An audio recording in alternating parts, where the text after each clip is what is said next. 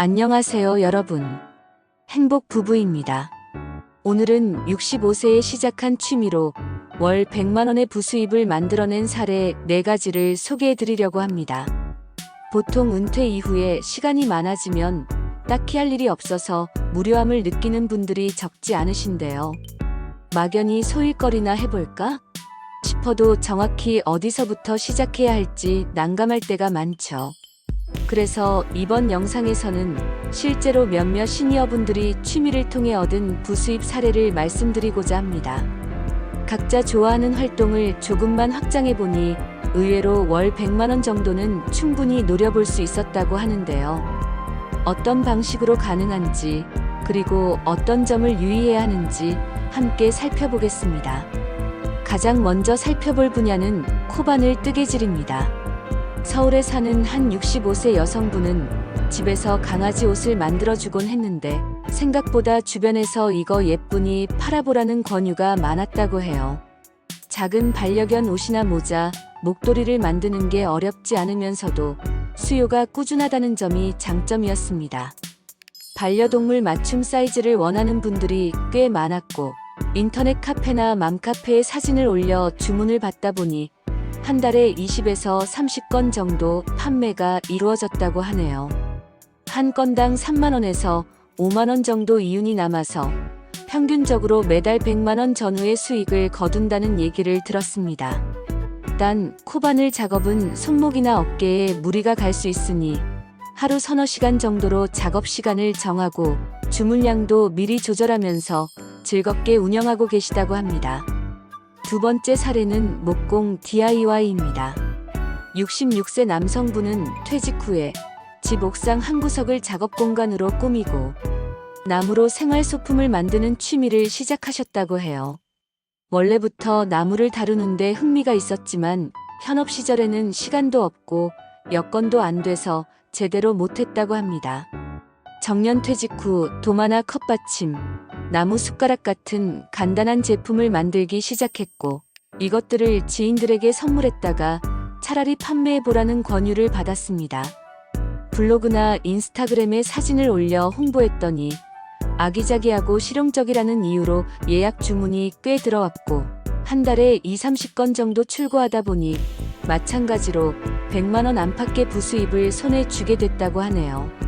다만 톱이나 조각칼, 전동 공구를 쓰다 보면 안전사고가 날 수 있고 나무를 다듬을 때 생기는 먼지 때문에 보호장비도 필요하다는 점이 현실적인 주의사항이라고 하십니다.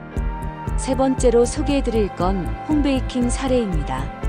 경상남도에 사는 65세 여성분은 원래 가족들을 위해 빵이나 쿠키를 자주 구워주셨는데 아파트 단지에서 열리는 플리마켓에 한번 나가본 뒤로 본격적인 판매에 뛰어드셨다고 합니다.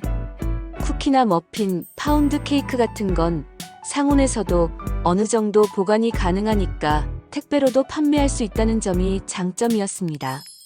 주 2-3회 정도만 굽고 배송 스케줄을 일정하게 관리하는 방식으로 운영했는데 한 세트당 2만 원 안팎의 이윤을 남겨 여러 세트를 팔다 보면 한 달에 80만 원에서 120만 원 사이 정도의 수입이 생겼다고 합니다.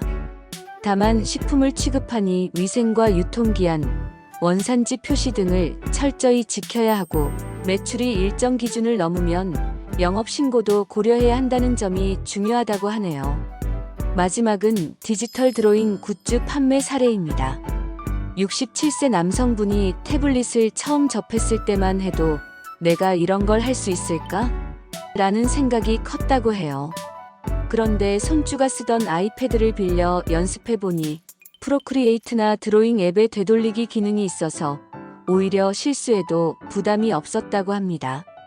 예쁘게 그린 일러스트나 캐릭터를 굿즈 사이트에 등록하거나 의뢰를 받아 반려동물 캐릭터를 디지털 드로잉으로 만든 뒤 머그컵이나 에코백, 스티커 등으로 제작해 주었는데 한 달에 15에서 20건만 처리해도 80만 원에서 100만 원 정도의 순수익이 안정적으로 들어왔다고 합니다. 물론 태블릿이나 제작비 등 초기 비용이 들고 굿즈 제작 플랫폼 수수료를 감안해야 하지만 좋아하는 그림 그리기로 용돈을 벌 수 있다는 게 상당히 매력적이었다고 말씀하시더군요. 공통적으로 말씀하시는 건 이런 작은 취미도 온라인을 통해 판매해보면 의외로 수요가 생각보다 많고 시니어분들이라 해도 충분히 도전 가능하다는 점입니다. 스마트폰과 SNS 또는 네이버 스마트 스토어 같은 플랫폼은 점점 사용하기 쉽게 바뀌고 있으니까요. 대신 작업 시간을 무리하지 않도록 조절하고 안전이나 건강을 고려하면서 진행하는 게 중요하다고 입을 모읍니다. 또 어느 정도 수익이 커지면 세금 신고나 사업자 등록이 필요할 수도 있다는 사실도 꼭 염두에 두어야 합니다. 오늘 영상에서 소개해드린 4가지 사례가 은퇴 후에도 재미있고 가치 있게 시간을 보낼 수 있는 방법을 찾고 계신 분들께 작은 영감이 되었으면 좋겠습니다. 사실 꼭 코바늘이거나 목공, 베이킹, 디지털 드로잉일 필요는 없습니다. 본인이 좋아하고 잘하는 영역이 있다면 거기서부터 시작해 보시면 돼요. 사람들이 과연 내 물건을 살까? 라는 걱정보다는 조금씩 시도하면서 반응을 살피는 게 훨씬 빠르고 확실한 길입니다. 주변 지인이나 지역 커뮤니티에 먼저 알리고 그래도 반응이 괜찮다면 온라인 플랫폼으로 확장해 보시는 걸 추천드립니다. 나이 들어서 뭔가 배우기엔 늦지 않았냐고 하시는 분들도 계실 텐데 요즘은 유튜브나 인터넷 강의가 정말 잘 되어 있어서 디지털 활용 능력이 부족해도 차근차근 따라가다 보면 어느새 가능해집니다. 처음엔 서툴더라도 계속 반복하면서 익숙해지면 그다지 어려울 것 없어요. 어차피 취미로 시작하는 거니까 즐기면서 천천히 배워가시면 됩니다. 지금까지 65세에 시작한 취미로 월 100만 원을 거둔 사례 4가지를 함께 살펴봤는데요. 조금이라도 도움이 되셨다면 좋아요와 구독, 그리고 알림 설정 부탁드립니다.